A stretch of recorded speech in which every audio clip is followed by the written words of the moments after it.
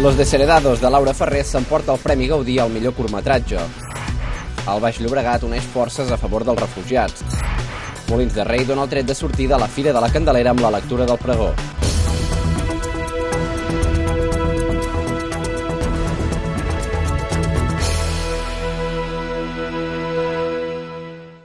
Bona tarda. La pretenca Laura Ferrés ha guanyat el Premi Gaudí a millor curtmetratge per Los Desheredados, una producció on plasma la situació professional i personal, en què la crisi situa el seu pare i com aquest no es resigna davant les adversitats de la vida.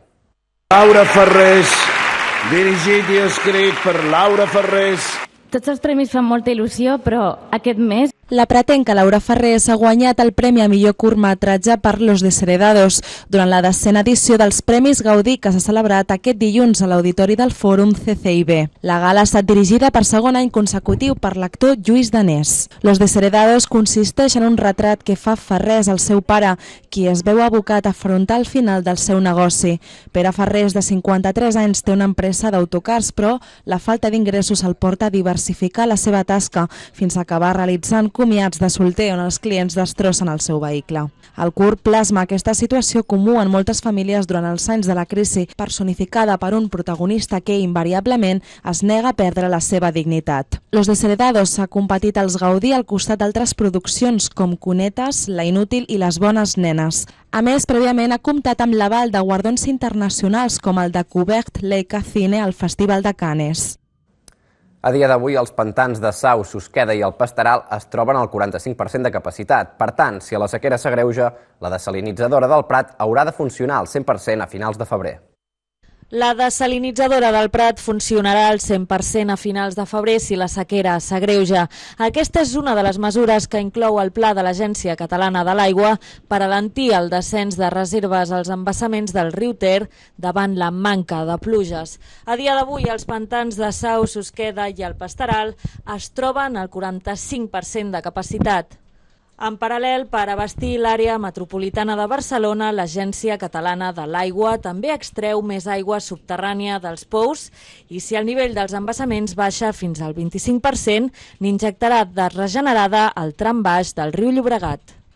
D'altra banda, mentre duri l'episodi de sequera, el cabal de manteniment del Ter el fixarà el mateix riu. En concret, serà el mateix del que tingui aigües amunt del pantà de Sau.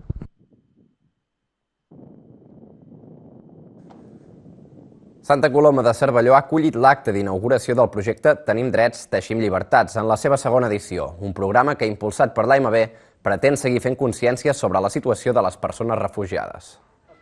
Santa Coloma de Cervelló ha acollit l'acte d'inauguració de la segona edició del programa Tenim drets, teixim llibertats, impulsat des de l'àrea de Relacions Internacionals i Cooperació de l'AMB, que pretén ser un projecte d'educació per a la ciutadania global, partint des de la reflexió crítica dels drets humans. En aquest programa treballen de forma coordinada 7 municipis del Baix Llobregat, com són Begues, Cervelló, Torrelles de Llobregat, Sant Climent, Santa Coloma de Cervelló, La Palma de Cervelló i el Papiol. I, a més, s'han afegit uns altres 2 municipis que no són del Baix Llobregat, com ara Montcada i Reixac i Sant Adrià del Besòs, amb l'objectiu de poder arribar encara a més persones. Com a entitats, institucions públiques, considerem que tenim la responsabilitat de garantir drets i fer i reflexionar sobre tot aquest element. Considerem que des del món local tenim molt a dir i que des del món local tenim responsabilitats a garantir sobre la temàtica. Aquest any, igual que l'anterior, es continua aprofundint en el dret de les persones refugiades, però en aquesta edició s'afegeix una reflexió més, el vincle amb la sostenibilitat ambiental, i és que les armilles salvavides que s'utilitzen per rescatar les persones refugiades són llançades al mar, perjudicant el medi ambient. D'aquesta manera, l'AMB s'uneix al repte impulsat per Lesbos Solidarity i pretenen reutilitzar el material d'aquestes armilles per fer altres subjectes, com ara un estoig. Tot per un objectiu últim, donar resposta a les persones refugiades que estan arribant a la Mediterrània. Escondido debajo de un camión, 36 horas estaba debajo del camión y no lo sabía cuándo llegaremos, porque ahí tuvo 3 barcos que venían, uno es 24 horas, uno es 36 y uno es 48. Depende en qué barco puedes subir. Y nadie lo sabe en qué barco sube. porque estás debajo del camión o arriba o en un sitio estás escondido. Yo vine en el barco 36 horas, estaba ahí, sin agua y comida, y yo llegué a Venecia. Después de llegar a Venecia, podía pasar en otro camión y vine hasta España. Durant l'acte s'han valorat diferents solucions possibles des de la ciutadania, així com nous mecanismes de gestió des de les institucions. L'Ajuntament de Martorell i la Fundació Arc de Sant Martí han signat un conveni per iniciar la construcció d'una residència que donarà habitatge a un total de 48 persones amb diferents tipus de discapacitat intel·lectual. L'Ajuntament de Martorell ha signat i aprovat un conveni amb la Fundació Arc de Sant Martí per tal d'iniciar aquest mes de març les obres per a la construcció d'un complex d'habitatges que faran la funció de residència per a un total de 48 persones amb algun tipus de discapacitat intel·lectual. Els habitatges seran de diverses modalitats, pisos petits amb poques places perquè aquestes persones puguin viure d'una manera còmoda i també molt adaptats a les seves necessitats físiques i cognitives. La finalitat, que puguin desenvolupar-se al màxim. Els nois amb discapacitat sovint sobreviuen els pares. I això és un problema social important que hem d'abordar. I a Martorell ho estem fent. Perquè un noi amb discapacitat que tingui, per exemple, 50 o 52 anys, doncs necessita unes atencions i necessita un espai per viure amb totes les atencions i la qualitat que es mereix. I és que es tracta de la segona fase d'un projecte que es va iniciar el 2008.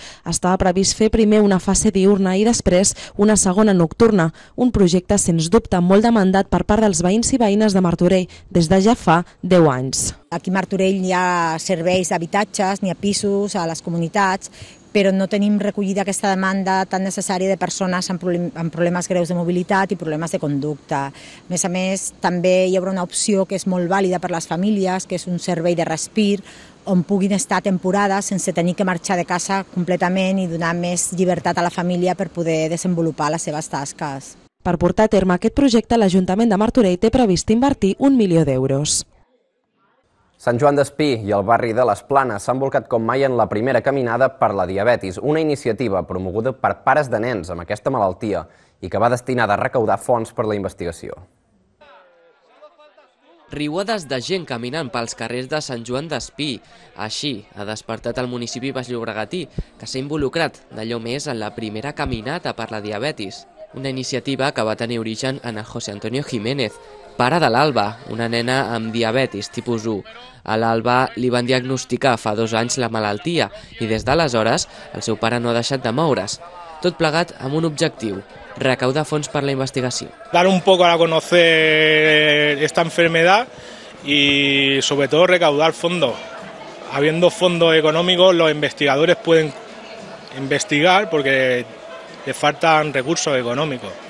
Con recursos econòmics la diabetes se curarà en algun moment de la vida. Tots els diners recaudats aniran a parar a la Fundació Diabetes Zero, que destinarà els fons a projectes d'investigació per avançar en la cura d'aquesta malaltia.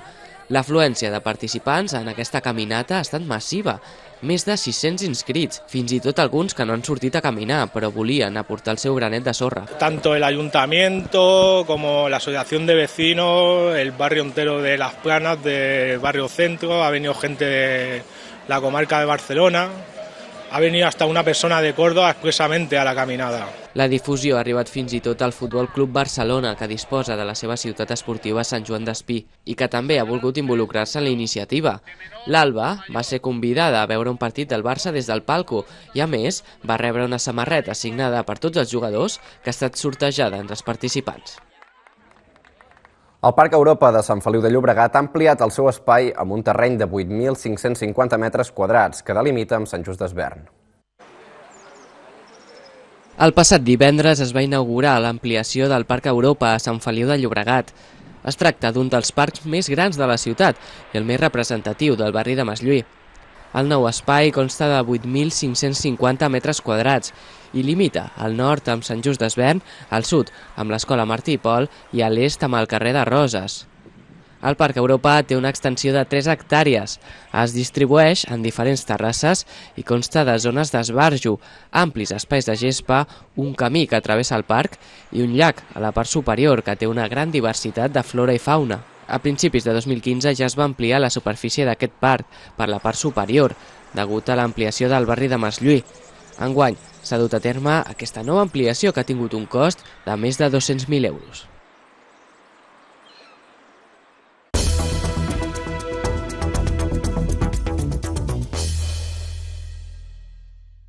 L'Ajuntament de Castellví de Rosanes inicia els treballs per consolidar les terres de la zona verda entre els carrers de Núria i de Pedraforca, amb l'objectiu d'evitar que caiguin a la calçada.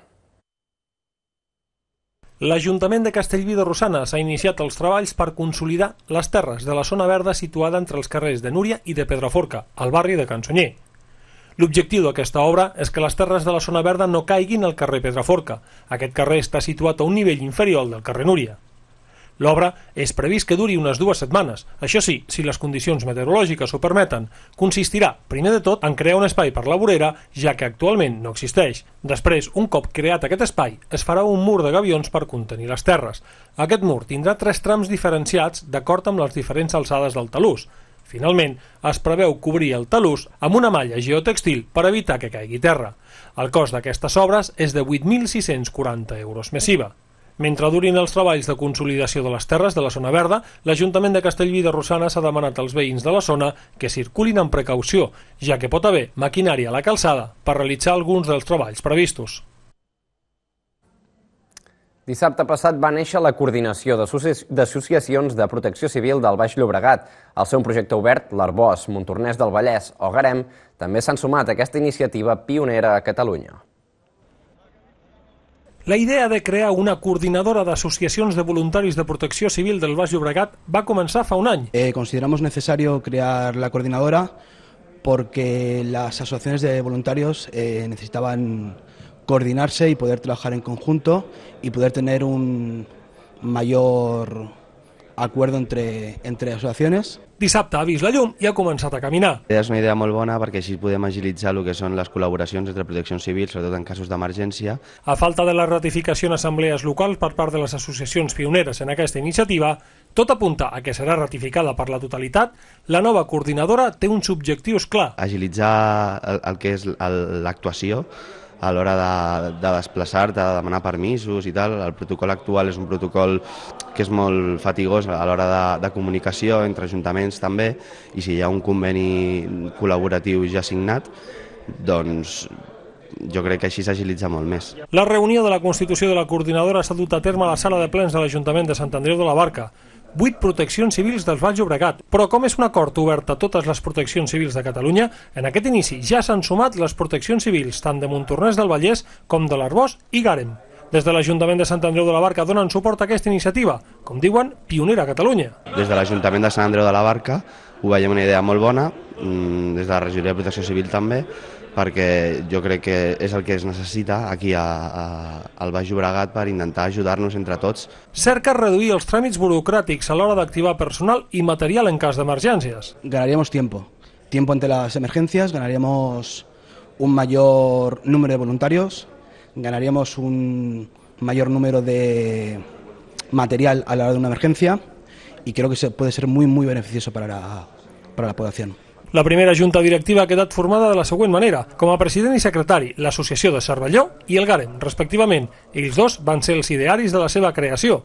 La tresoreria anirà a càrrec de Sant Andreu de la Barca i els dos vocals seran Vallirana i Sant Boi.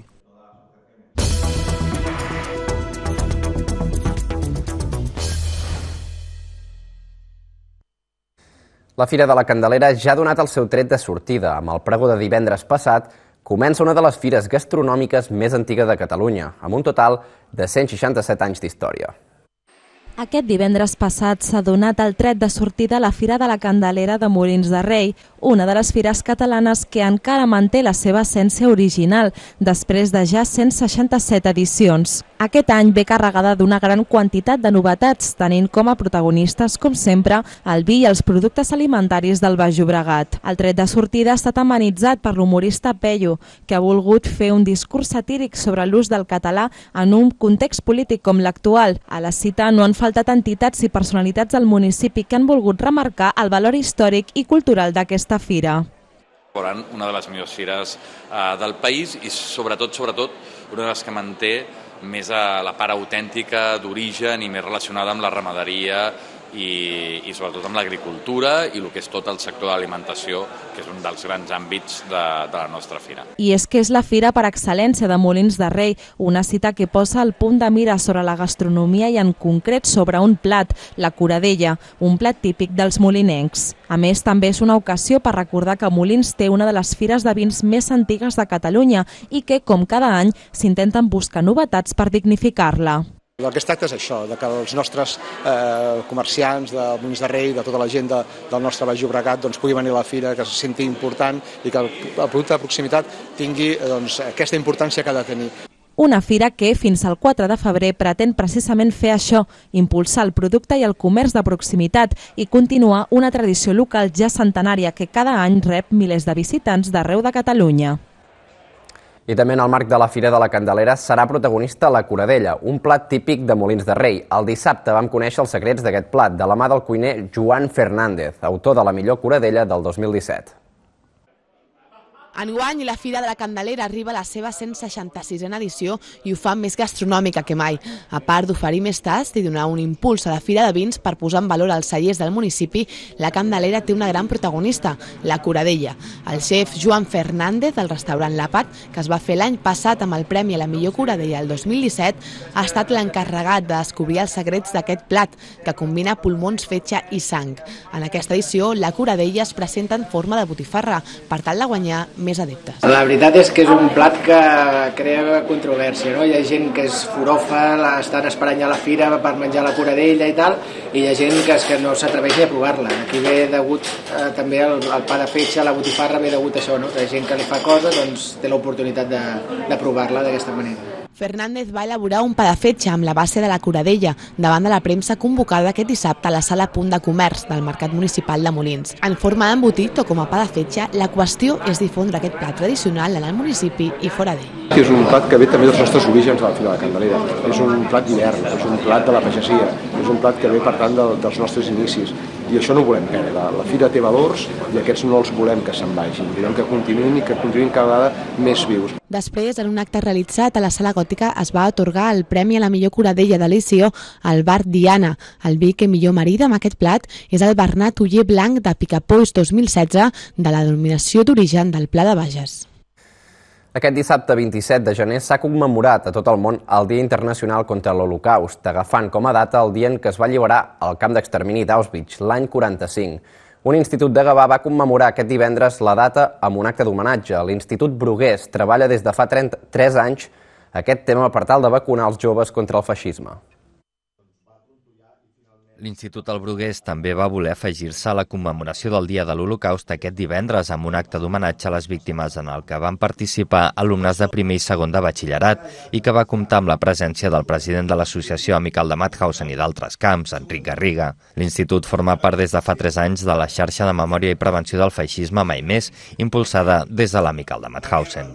Si es va dir, els deportats es van comprometre al mai més, aquell mai més es torni a repetir, doncs estan passant coses molt semblants avui dia en qualsevol país del món, no? La crisi dels refugiats, la pobresa, l'antisemitisme, el neonazisme o el neofeixisme renaixent. Per tant, és molt important que ells, els joves, coneguin el que va passar perquè ens ajudin a treballar perquè això no es torni a repetir. Aturar el feixisme és feina de tots, perquè el feixisme no es va morir l'any 45. El feixisme està molt present a Europa, a Espanya, i per tant l'aportació dels joves, la força dels joves és imprescindible per aturar-lo. Durant l'acte, alumnes de l'Institut i de l'Escola de Música Alba Massana van interpretar cançons, van llegir poemes i van emetre petits curts de vídeo com a homenatge a totes les persones que van perdre la vida i van patir els camps nazi, entre ells uns 10.000 republicans espanyols que hi van ser deportats. Aquest fosc període s'estudia a aquest institut en profunditat a l'assignatura d'Història amb treballs específics i amb la possibilitat de fer un viatge d'estudis al camp de concentració de Buchenwald dins del projecte del mateix nom.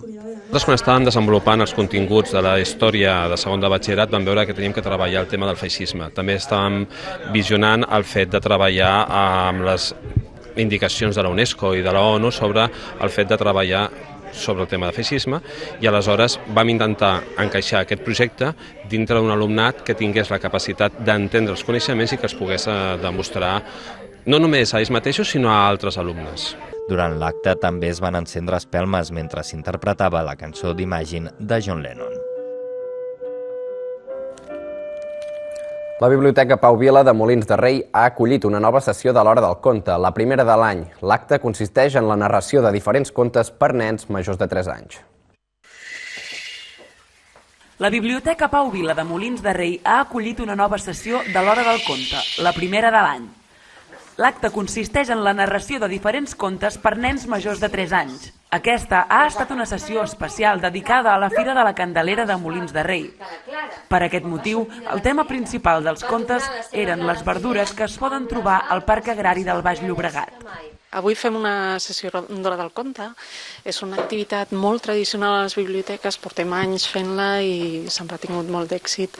Està adreçada a infants a partir de 3 anys i l'èxit, bàsicament, jo crec que es deu a que el primer contacte que tenim amb la literatura, amb la història, amb la imaginació, amb la creativitat com a éssers humans és la literatura via oral, les històries que ens expliquen els pares a casa, els avis, l'entorn familiar, els amics, l'entorn més proper, i que és amb el que comencem a sociabilitzar. Llavors, les hores del conte estan molt arrelades en aquest fet humà i ajuden a despertar la imaginació en els més petits de la casa i a compartir una estona també en família, perquè no oblidem que els petits venen acompanyats dels pares i gaudeixen també molt d'aquesta sessió.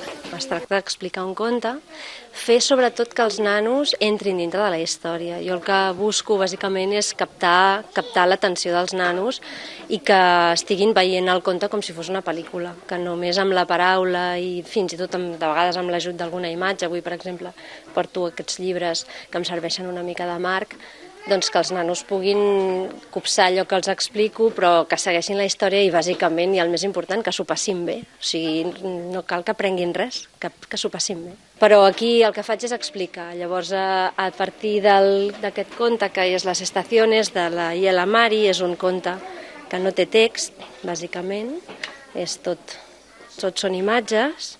Llavors, amb aquest conte em serveix de marc, com que són les diferents estacions, doncs vaig introduint els contes amb les fruites i les verdures que trobem a les diferents estacions. L'objectiu de les sessions de l'Hora del Conte és fomentar la cultura a través de la lectura i estimular la imaginació dels més petits. I resulta que va estar a punt de caure, però...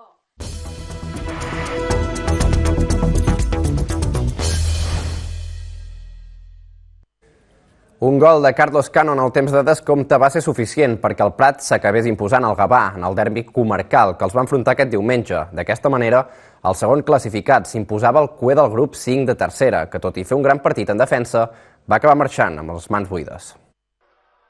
El futbol ha estat cruel aquest diumenge amb el Gavà en el duel que l'enfrontava el Prat a la Bòbila. Els blaugrana van plantejar un partit molt seriós, sobretot en defensa, amb l'objectiu de no cometre cap errada que propiciés un gol del seu rival. I encara que ho van aconseguir durant més de 90 minuts, no va ser suficient, ja que el Prat va acabar marcant a l'afegit i emportant-se els 3 punts. La primera part va ser molt travada i les ocasions van trigar a produir-se. Només els Potablavam van tenir 2 de clares gairebé consecutives, passada la mitja hora de joc. La primera, una rematada de cap de Pobes, que no va entrar per molt poc, i la segona, un xut llunyà de Cano, que es va perdre per sobre del travesser. Només arrencar la segona part, Ignacio es va plantar sol davant de Pol Busquets, però el seu xut va sortir fregant el pal. El porter del Gavà, en canvi, va haver d'intervenir després per enviar a córner una pilota molt ben col·locada de Padilla, i a les acaballes del maig es va haver de lluir per mantenir la porteria a 0. Semblava que els blaugrana ho aconseguirien, però en el temps de descompte, Carlos Cano signava un gol que valia 3 punts. Te sabe muy mal porque creo que el equipo ha hecho un gran trabajo, yo creo que ha hecho un buen partido, nos ha faltado llegar arriba, tener alguna ocasión, porque la verdad que no hemos generado mucho, pero bueno, creo que el Prat tampoco, quitando el gol y alguna acción a centros y a balón parado, creo que tampoco nos ha ocasionado tanto daño, ¿no? Pues bueno, al final lo que cuenta son los goles, un despiste, nos meten el gol y otra vez nos vamos con cara de tonto. La propera jornada, els d'Antonio Escudero visitaran el camp de l'Hospitalet, que encadena 6 partits sense perdre. Esgarrapar-hi algun punt serà l'objectiu d'un Gavà, que segueix ocupant el darrer lloc de la taula. Jornada de judo al poliesportiu de la Sínia, on des de les 9 del matí fins a 2:15 de la tarda diferents clubs van competir amb esportivitat en aquest torneig. Aquest diumenge s'ha celebrat al poliesportiu municipal de la Sínia la 8a edició del torneig de judo Vila de Molins de Rei. Aquest torneig té un caire lúdic i la seva finalitat és el companyerisme entre els alumnes dels diferents clubs. La novetat d'aquest torneig és que ha vingut un club andorrà. Tenim inscripció de 327 alumnes i la finalitat del torneig és lúdica. Tothom que participa puja al podi, tothom que participa s'emporta una medalla, una ampolla d'aigua i un petit detallet que hem pogut comprar. I la finalitat és que s'aconeguin, que perdin la por a fer combats i que comencin a créixer en el món del judo. Aquest any hi han participat 327 alumnes, dels quals un 65% són de gènere masculí i el 35% femení. Les nenes tenen les seves lligues i els nens també i s'agrupen depèn del seu color de cinturó per evitar la varietat tècnica. Els alumnes es van mostrar satisfets amb l'organització del torneig i els molinencs van valorar la jornada positivament.